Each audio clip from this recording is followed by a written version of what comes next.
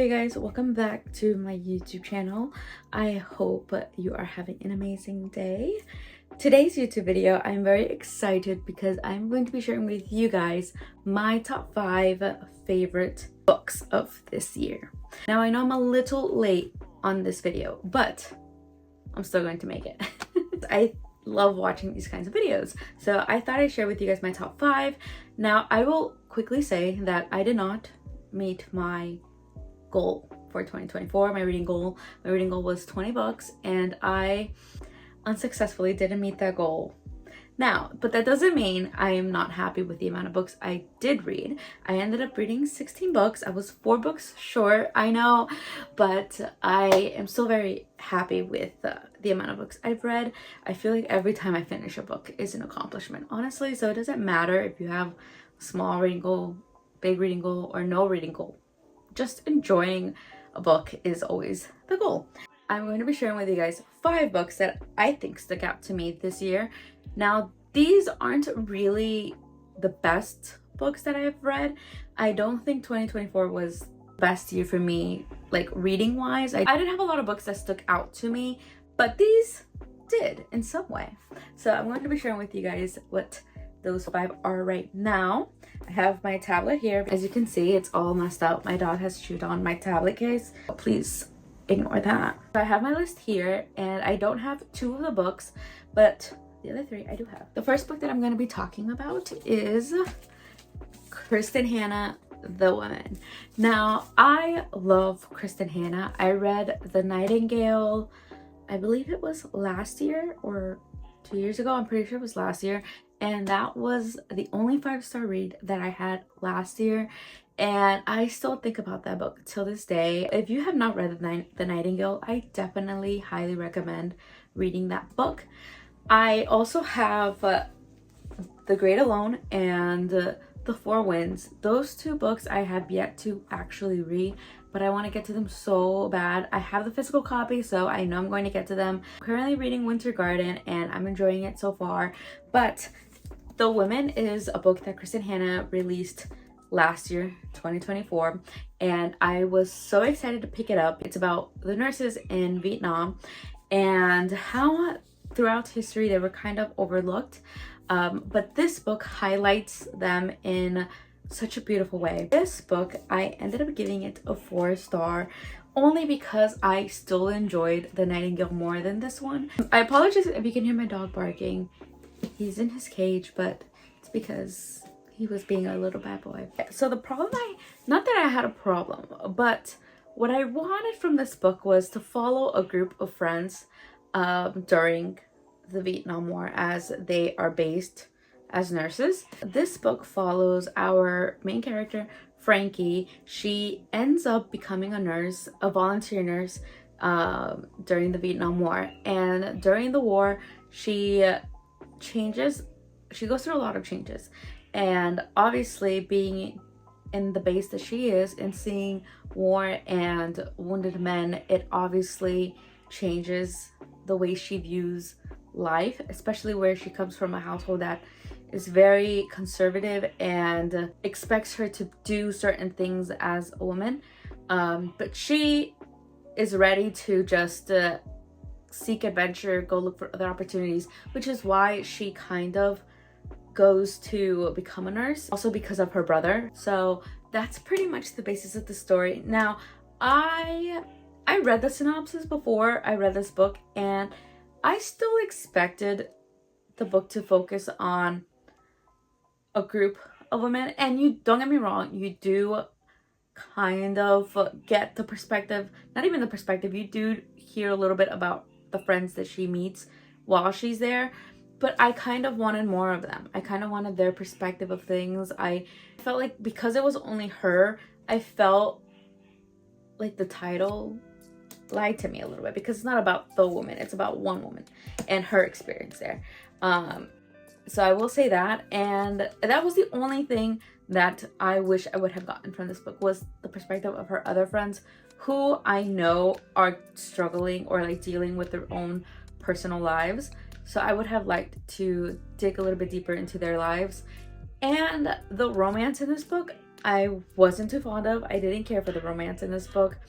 I still gave this book a 4 stars because I think it was a great book. I think it's a great book to inform readers about the nurses during this time, because it wasn't only the men that were fighting the war, but women were also fighting it as well, but just in a different way. So I would say that this is a really, really good book. It stuck out to me a lot, and I'm excited to just read more of Kristen Hanna. I absolutely love the way she tells her stories. I love her characters. I think she's just an amazing writer. So I love her. I love her. The second book that I'm going to talk about in today's video is Funny Story by Emily Henry. Now, I absolutely had a blast reading this book. If you didn't see my reading Emily Henry for the first time video, I would definitely check it out. But I adored this book. I found this book to be so funny, and I just had a great time all throughout the book. This was the third book from Emily Henry that I read.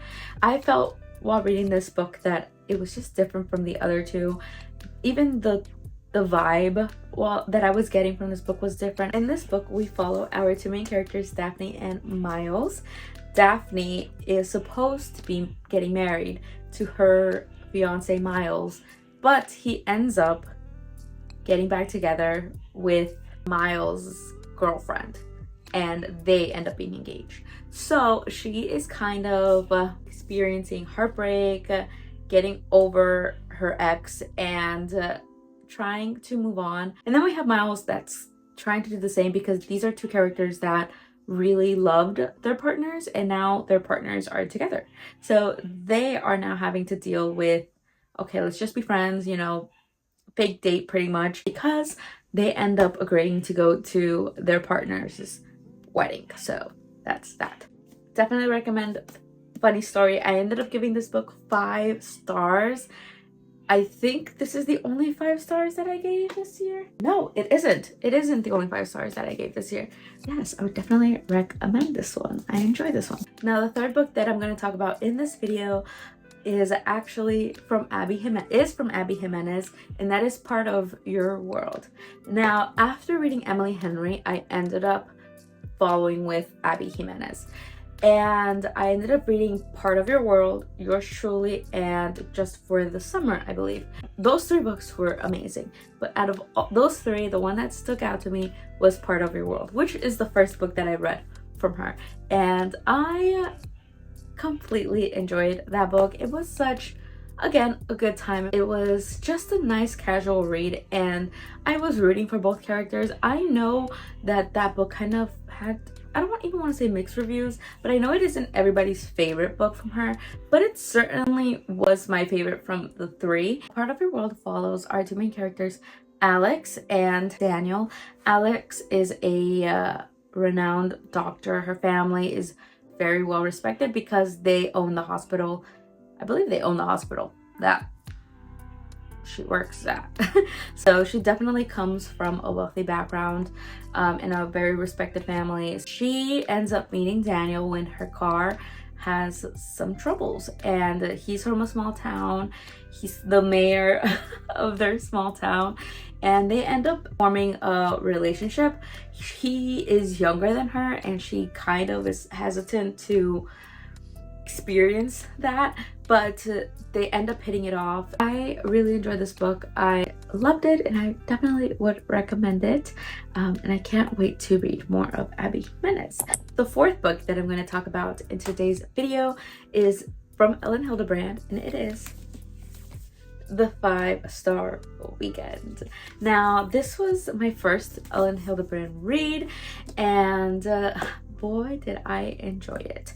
It's very hometown cozy. We are following our main character, Hollis, who loses her husband and ends up deciding to host the 5-Star Weekend, where she ends up inviting friends from each point of her life. So she has her childhood friend, her college friend, and her current adult friend. And we also see that she ends up inviting a friend who she ends up meeting online. Now, this friend is not a friend that she has known for a long time, nor has ever met in person. It was just kind of a friend that she made after her husband had passed away, because Hollis is a famous blogger, so she ends up forming this connection with this friend of hers online, and she ends up inviting her. What I really liked in this book is that you get the perspective of each friend, and oh my goodness, I love when books do that. I love seeing the perspectives of each of these female friends. They're such strong female characters, and Tatum, I believe, is my favorite character in this book. They end up telling their point of view as to what led to a few arguments or a few issues within their relationship with Hollis. So I really enjoyed this book. I enjoyed seeing the romance. I enjoyed reading the romance. I'm excited to read more of Ella Hildebrand books. I have Hotel Nantucket here in my book cart that I just bought a few months ago. So I'm very excited to read it this year. Instead of giving this 4 stars, and I definitely recommend this book if you haven't picked it up yet. The last book that I'm going to be talking about in today's video is A Flicker in the Dark. Now, this book is the last book that I read in 2024, and I ended up reading it for my company's book club. It's a mystery thriller. I was on my toes.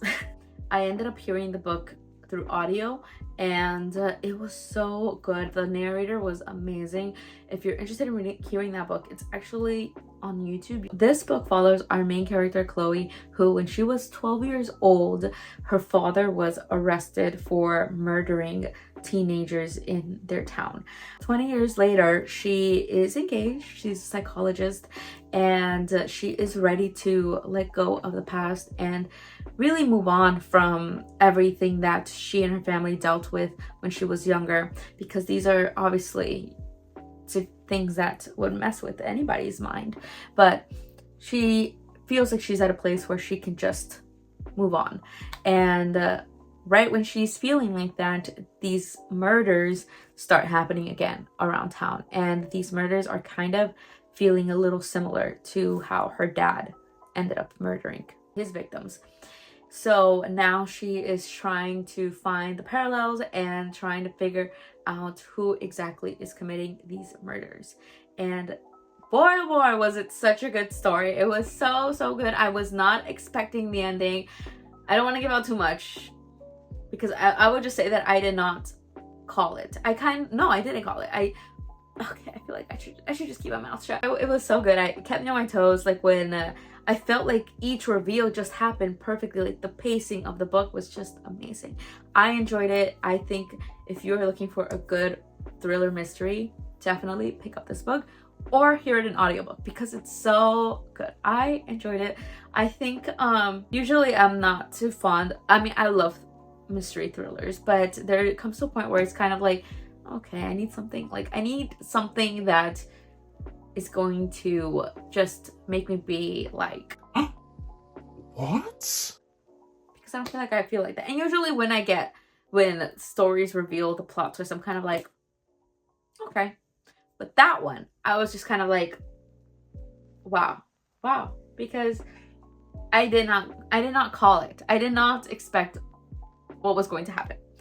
So I definitely would recommend. I'm hoping that you found this video interesting, or that you put one of these books in your TBR, because these are definitely good books that I enjoyed reading in 2024. So yeah, so I'm ready for this year. I'm very excited for how my reading year is going to look like. I'm still gonna set my goal of 20 books. Hopefully I can meet it this year. I think this is the year, you guys. But yeah, let's have a good reading year, and I hope you find amazing books, and I'm excited to share more of the books that I end up reading this year with you all. So thank you guys so much for clicking on today's video. I hope you enjoyed it. I hope you like and subscribe. If you subscribe, that would be really amazing. Thank you guys for making it to the end. Okay, I will see you guys in my next video. Bye.